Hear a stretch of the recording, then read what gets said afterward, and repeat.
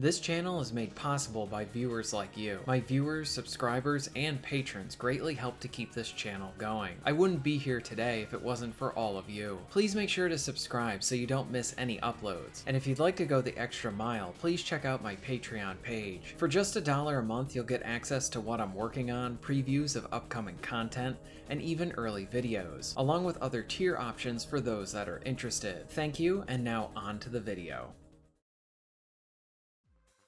It's no secret that I am super excited for the re-releases of the Timesplitters games. I grew up with them on the GameCube and the original Xbox. My first experience was with 2, and I even remember the day I picked up 3 from the store. Both of these games became a staple within my home and friend group, where it would be a fantastic go-to for much of our get-togethers.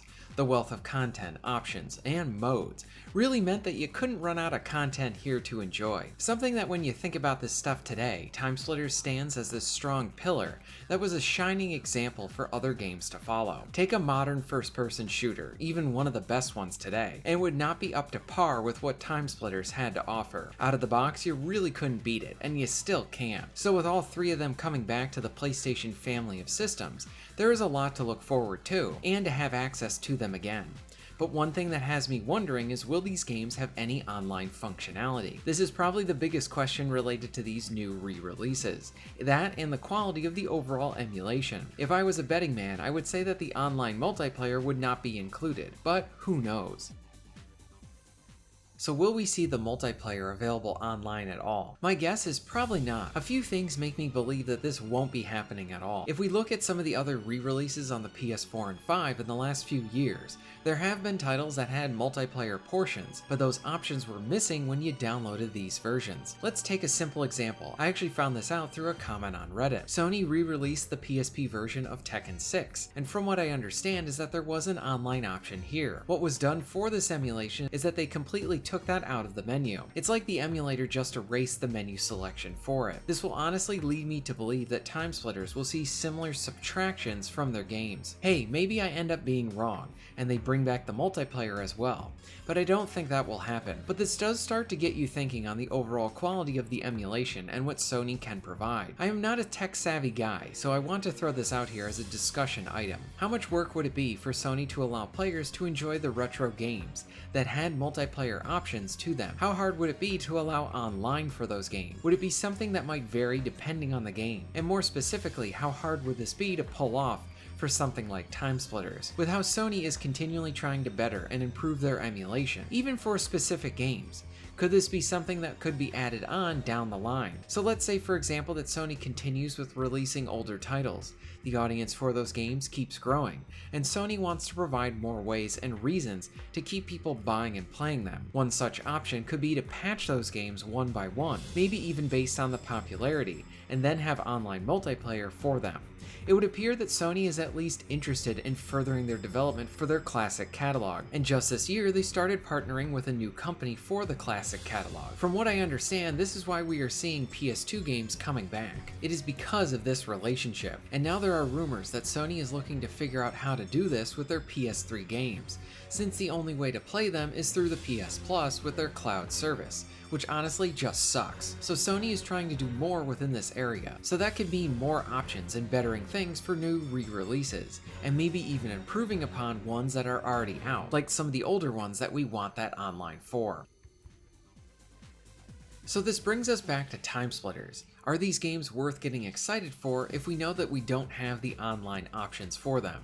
New players may be wondering if this trilogy will be worth it. Fans know that anyone looking to dive into these games are in for a real treat, and you don't need the online to enjoy the game to its fullest. I think even looking at what Timesplitters provides, something that I always loved about these games is that they were a good go-to multiplayer game for me, but I didn't really venture into the online multiplayer until the Xbox 360. All of my multiplayer before, this was done locally with my group of friends. I'd spend endless hours of Super Smash Bros., Halo 1 and 2, Gauntlet Dark Legacy, Timesplitters, among other local multiplayer and co-op titles. Multiplayer had a lot of specialness to it, when being that you could enjoy it with your friends. For some games, if you didn't have any friends over, that could mean that you couldn't access a portion of the game. You would have to wait until next Saturday when you could get them all together again to play it. But for something like Timesplitters and other great games that allowed for bots, It meant that if you wanted to start up a multiplayer match by yourself, you could do that and have a great time. I think there's a group of gamers, probably a lot of Timesplitters fans,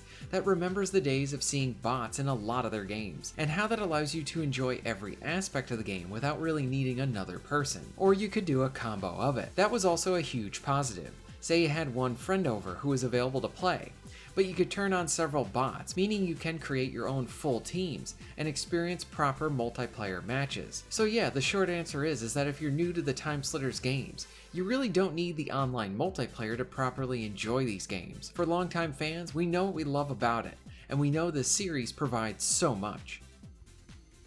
So with it looking like the online multiplayer won't be included within these PlayStation re-releases, this also makes me think about some of the nice benefits if the current company that owns the rights to these games sees enough interest here and decides to maybe move forward with some form of a remastered set.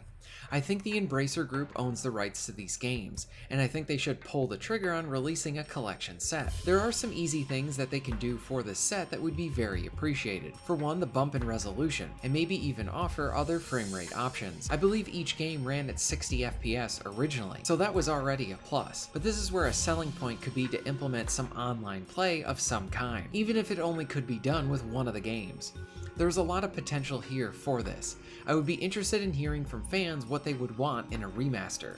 And to clarify, I want a proper set of remasters, not remakes.